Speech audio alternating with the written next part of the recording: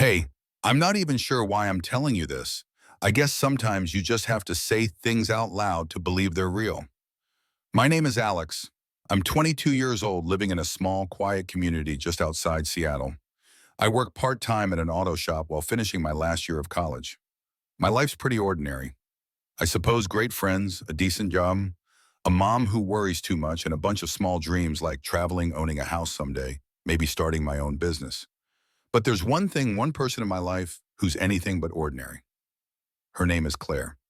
Uh, Claire is my mom's friend, not a childhood pal or someone from way back, but someone she's known for a few years. She's 46, just a few years younger than my mom, and honestly, that's part of what made me see her differently. She started coming to our house when I was about 18. The first time I saw her, she had this energy, effortless confidence, warmth. I couldn't stop looking at her. At first, I told myself I was being stupid. She's my mom's friend. How could I think like that? But over time, I knew it wasn't just a crush. I admired everything about her, her humor, her strength, her kindness, the way she faced life's challenges. Claire's been married 3 times. None of them worked out. She talks about it casually, almost jokingly, like she doesn't want anyone to pity her. She can't have kids, and I know that must have caused her pain, but she never shows it. She says life's too short to dwell on what could have been. That's just who she is. No matter how tough things got, she stayed positive, always lifting those around her. And I just sat there soaking in every word. Um, I was struck by how she talked about life, her travels, her mistakes, her lessons. It scared me how much I noticed about her. How her eyes lit up when she laughed, the little wrinkles around her smile, the grace in her movements, even when she was just making coffee in our kitchen. I fell hard for her, and no matter how much I told myself to stop, I couldn't.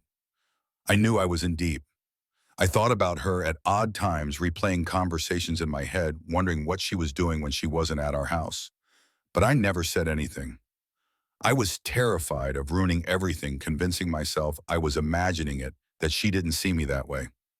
Don't be an idiot, Alex, I'd tell myself. Then came the night that changed everything. Claire was over for dinner with my mom as she did every couple of weeks. They laughed, talked about work recipes, random gossip. I barely said a word, just watched her quietly admiring how she filled the room with her energy. When it got late, she stood to leave. My mom was busy cleaning the kitchen, so I offered to walk Claire to the door. My heart was racing the whole time. I kept thinking, don't say anything, just say goodnight and walk away. But at the door, I couldn't hold back. I don't know where the courage came from. Maybe I was tired of pretending. Maybe I just couldn't take it anymore. I looked at her and said softly, "You look beautiful tonight." Claire froze for a split second. She looked at me, and I thought I'd made a huge mistake.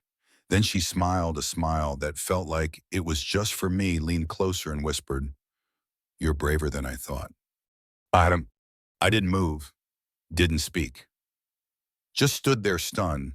That one sentence felt like a door opening. Was she teasing? Did she know how I felt? Or was it just an innocent comment? I wasn't sure, but one thing was clear. I wasn't imagining the connection anymore. That night, I lay in bed staring at the ceiling, my mind racing. What did she mean? Was she saying she noticed me too? Was this my chance? I knew I had to find out, and the next step was up to me. I couldn't sleep replaying her words. "You're braver than I thought." What did she mean? Was it a playful remark?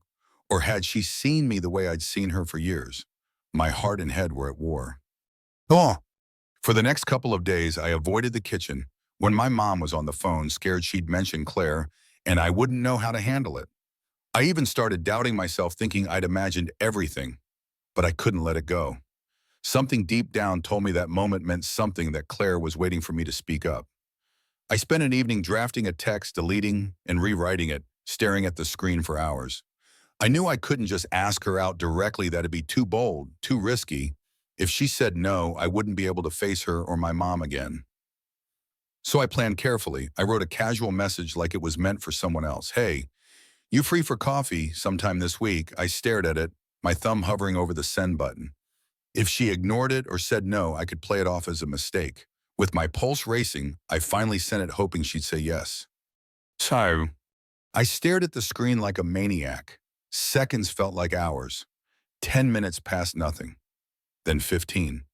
My chest tightened. You idiot, what were you thinking? Then my phone buzzed. I nearly dropped it grabbing it.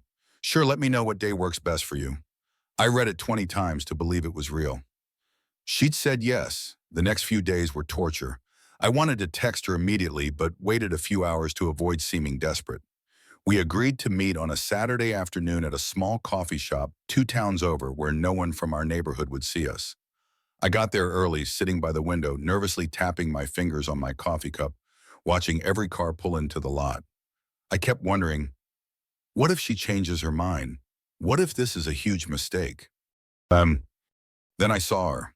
Claire stepped out of her car in jeans and a simple top, looking as effortlessly beautiful as always. She walked in, saw me, and gave that warm, knowing smile that had haunted my dreams all week.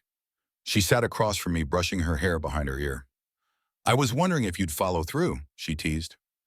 I grinned, hands sweating. Wasn't sure you'd show up. She looked me in the eyes. I knew I would. I just needed to know if you'd actually ask. I laughed, awkward but relieved, nervous but thrilled. The conversation started slow, safe topics like the weather, our first days of school. I told her about finishing my degree and working at the shop. She shared that she'd taken up photography as a hobby. But after a bit, she leaned forward and said, "You really think I didn't notice how you look at me?" I froze, my face burning. What? She smiled gently, not mocking, but understanding. Alex, we women know these things. You can't hide it from us. I've known for a while. I swallowed hard, my heart pounding. I'm sorry if I made you uncomfortable. I never meant to cross any lines. She waved a hand to stop me. You didn't. That's why I never said anything. I didn't want to embarrass you or complicate things with your mom. But I'm here now, aren't I? I stared speechless. I'd imagined this moment, rehearsed 100 things to say, but my mind went blank. I couldn't hold back anymore. I tried to ignore it, I blurted out, to tell myself it was stupid, but I really like you, Claire. I have for a long time. Her expression softened. She reached out, brushing my hand across the table. I know, Alex, and I like you too. You're sweet, genuine, brave. We sat there smiling quietly at each other. For the first time in years, the tension between us eased. It wasn't unspoken or impossible anymore. It was real. As we left the coffee shop, she paused and gave me a serious look. I'm not promising anything. We're in new territory here. We have to be careful. But I'm willing to see where this goes if you are. I nodded without hesitation. I am. She smiled. Good. Then let's take it one day at a time. Walking back to my car felt lighter than air. For the first time, I let myself believe something real could happen between us. I knew there'd be challenges, questions, risks, but I didn't care. I was finally where I'd wanted to be for so long, by her side. The days after our coffee meeting were the longest of my life. I couldn't focus on anything schoolwork, even my friends. My mind kept drifting to Claire, her smile across that small table, her fingers brushing mine, casual but deliberate. I kept wondering if it was real or a beautiful dream I didn't want to wake from.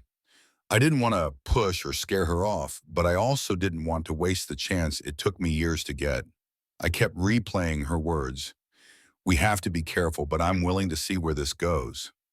So I waited a few days. On the fourth day, I texted her simple, "Hey, hope you're having a good day. Wondering if you'd want to meet up again. No pressure, just a walk or coffee home." Her reply came 15 minutes later. How about a walk tomorrow afternoon? I know a favorite park about 20 minutes out of town.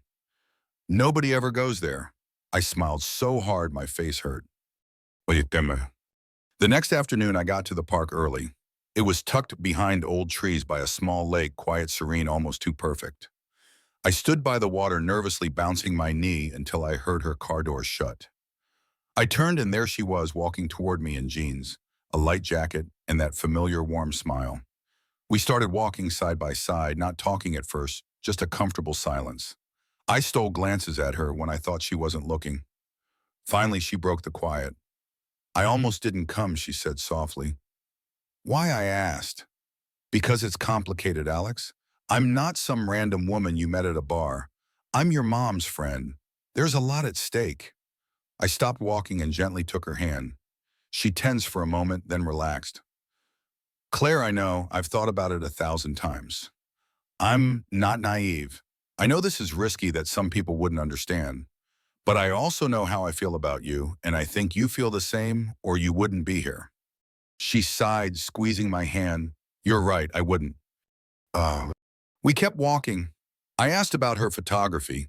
She told me about a recent trip to the coast, how she loved capturing waves crashing against cliffs. I shared about school, how I was thinking of switching majors but wasn't sure what I wanted yet. It felt so natural, so easy. At one point, we sat on a bench by the water, the sun setting, casting a golden glow across the lake. Claire stared out, lost in thought. You've grown up a lot, she said. When I first met you, you were this shy kid just out of high school. I never imagined I'd be sitting here with you. I'm glad you are, I said without thinking. She smiled and shook her head. You're so brave, Alex. There it was again, brave. That word had become our little signal. We sat there for what felt like hours. She stood, eventually brushing off her clothes. I should go. I stood too, not wanting the moment to end. Claire, I hesitated. Can I see you again? She looked at me for a long time before answering. Yes, but one condition: we keep this between us. Nobody knows, not yet. I understand. She leaned in close enough for me to smell her faint perfume and whispered, Good, I love having something that's just ours. My pulse raced as I walked her to her car. She turned and smiled as she got in. Text me tomorrow. I watched her drive away, feeling like I was floating. I knew what we were doing was risky, maybe dangerous, but I didn't care. I just wanted to see her again. Over the next few weeks, our meetings became more regular. We'd meet in out-of-the-way places, a small bookstore downtown, a quiet hiking trail, or a drive to the mountains where we'd sit in her car and talk for hours. Every goodbye made me want to kiss her, but I didn't. I was scared of upsetting the delicate balance we had. One night after dinner, as I walked her to her car, she stopped me. Alex, yeah. She looked at me under the warm glow of a streetlight. I know what you're thinking. I froze. What? She smiled. You want to kiss me? I swallowed hard. Yeah. She stepped closer, her voice soft but steady. Not yet. Soon. I promise. My heart was pounding, but I nodded. Okay. She brushed her fingers along my jaw for a moment. You're braver than I thought. With that, she drove off, leaving me stunned and breathless. I knew then that whatever this was, it was real. It was happening, and I'd do whatever it took to keep it safe. The next few weeks were the strangest of my life. Claire and I settled into an unspoken rhythm, late-night texts, short calls. When we knew my mom wasn't around, impromptu plans to meet somewhere we wouldn't be recognized. I lived for those moments. My phone would buzz in class or at the shop. You free tonight, or meet me at our usual spot. My heart would race and I'd drop everything to see her smile, hear her laugh, feel the spark only she could ignite. One Friday, Claire suggested something bold. Let's get out of town for the night, she said. I know a small coastal motel, quiet, nobody will know us. I stared at the message, barely breathing. It felt like a line was about to be crossed, but I was ready. I typed back, tell me where and I'll be there. I drove 2 hours along winding coastal roads, my palms sweating the whole way. The modest motel sat on a bluff overlooking the ocean, not fancy but intimate, perfect. I parked and sat in the car, trying to calm my nerves. When I got out, Claire was leaning against her car in jeans and a soft black sweater, her hair blowing gently in the breeze. She smiled warmly. You made it. I nodded, too nervous to speak. We checked in together. The woman at the desk didn't even look up as she handed us the keys, like the universe was giving us permission to be here just for one night. The room was simple but nice, one queen bed, a window overlooking the ocean, the sound of waves crashing below. Claire dropped her overnight bag by the door and sat on the bed's edge, kicking off her shoes. I stood awkwardly by the window. I've never done anything like this, I admitted. She gave a gentle, knowing smile. Neither have I. Why? We got takeout and ate on the bed, laughing at how bad the food was, but how perfect the night still felt. We talked for hours, her failed marriages, The pain of not being able to have kids, my dreams for the future, my fear of losing her if anyone found out. As the night wore on, the conversation slowed the room quieter, the sound of waves filling the silence. Claire set her glass on the nightstand and looked at me intently. Alex, she said softly, I want you to know something. I've been through a lot, loved, been hurt, lost more than I ever thought I could. I don't want anything heavy or hard right now. I just want to enjoy whatever this is between us for however long it lasts. I nodded understanding. I'm not asking for promises, Claire. I just want to be with you, even if it's just for now. She smiled and reached for my hand. Come here. I sat beside her, heart pounding. She gently brushed my hair back from my face, her fingertips soft, warm. You're a good man, Alex, she whispered. You've given me something I thought was gone forever, the feeling of being valued for who I am not, who someone wants me to be. That was the moment we crossed the line we'd been dancing around for weeks. We kissed soft at first, then deeper, as weeks of tension and need melted into the sound of waves outside. I won't say what happened next. Some things belong to the people who live them. All I know is it wasn't about passion or rebellion. It was about connection, comfort, something painfully real and right in a world that wouldn't understand. The next morning we woke tangled in soft white sheets, sunlight slipping through thin curtains, casting golden patterns on her bare shoulder. I watched her trying to memorize every detail, afraid this might be the last time I'd have something so beautiful. But when she opened her eyes and smiled, I knew it wasn't. We checked out early, barely talking, both knowing we were heading back to reality. Before we parted, she pulled me into a tight hug. This doesn't change anything, she said. We still have to be careful. Nobody can know, Alex. I'm not ready for your mom or anyone else to find out. Are you okay with that? I held her close. I'm more than okay. I'll keep our secret whatever it takes. She kissed my cheek softly and smiled. Good, then we keep it ours. As I watched her drive off down the coastal road, I knew I had no idea where this would lead. No labels, no guarantees, no expectations. But I'd never been happier. Bye. The drive home was long and quiet. I didn't turn on the radio or call anyone. I just drove, staring at the winding road, the sound of tires on pavement, and Claire's warm smile lingering in my mind. I knew life was about to get more complicated. We'd crossed a line you can't uncross, and while I didn't regret a moment, I knew we couldn't stay in that beautiful bubble forever.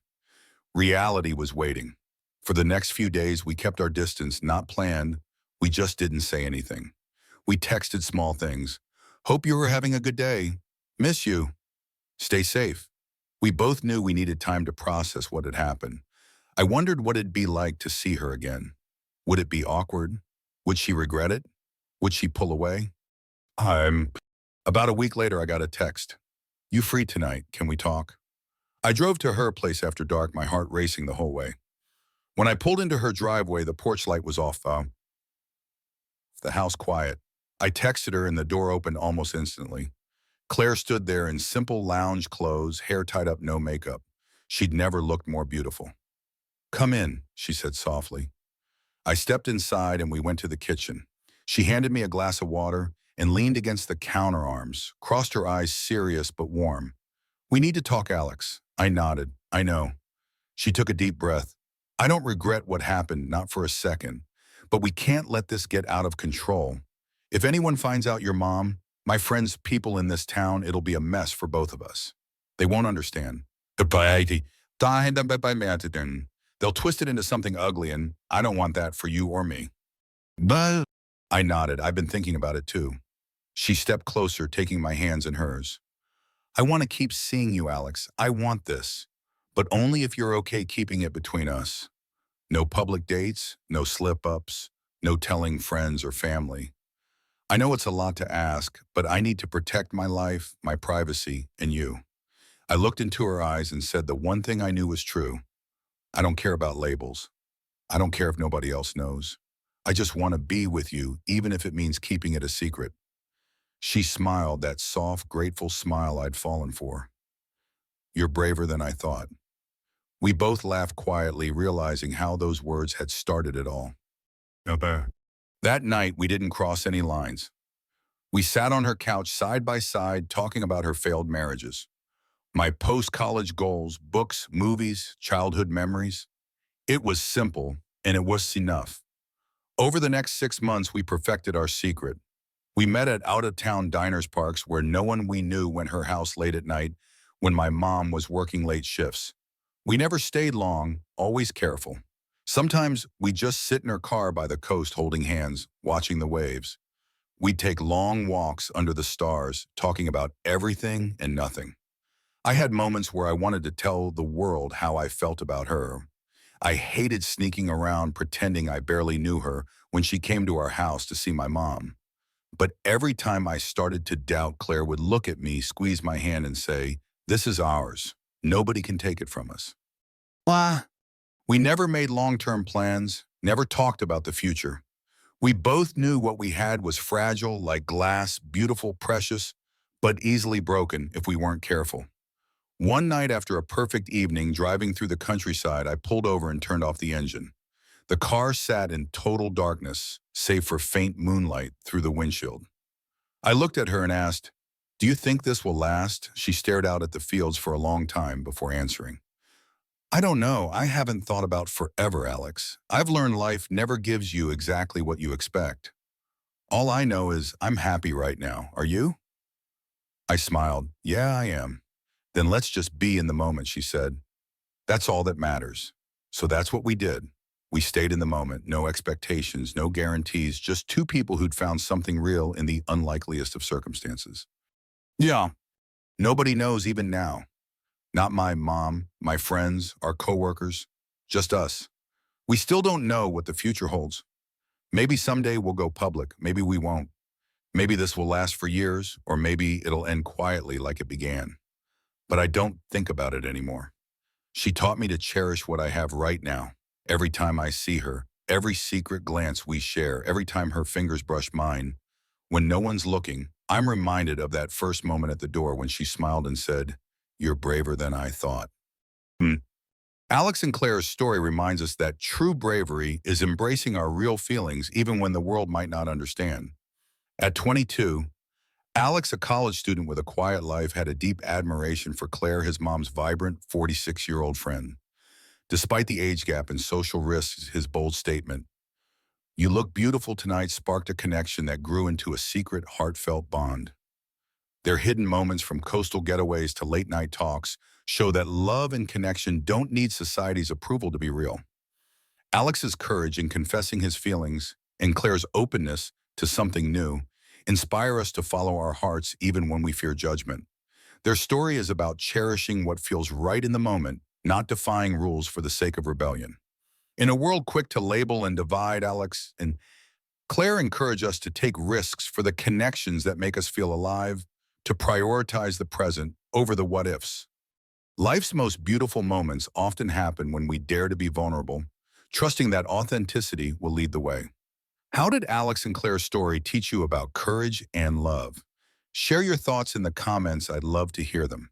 If this story moved you, please subscribe and join our community for more inspiring, heartfelt stories. Let's keep chasing what's real.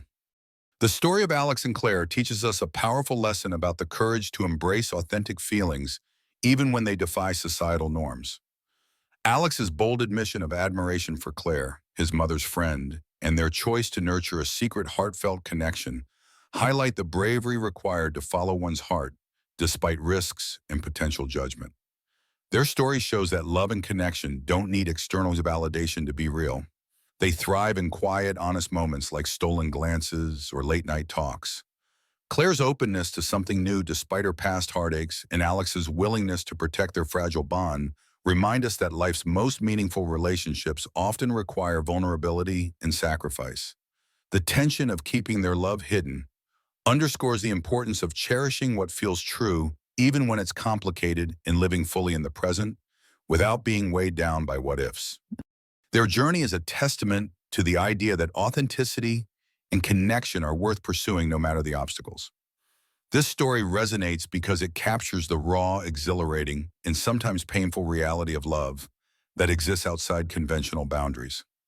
Have you ever taken a risk for a connection that felt right, despite the odds? Share your experiences in the comments. We'd love to hear how courage and love have shaped your life. If this story touched you, hit that subscribe button and join our community for more heartfelt tales that explore the beauty of human connection. Let's keep inspiring each other to embrace what's real and live bravely.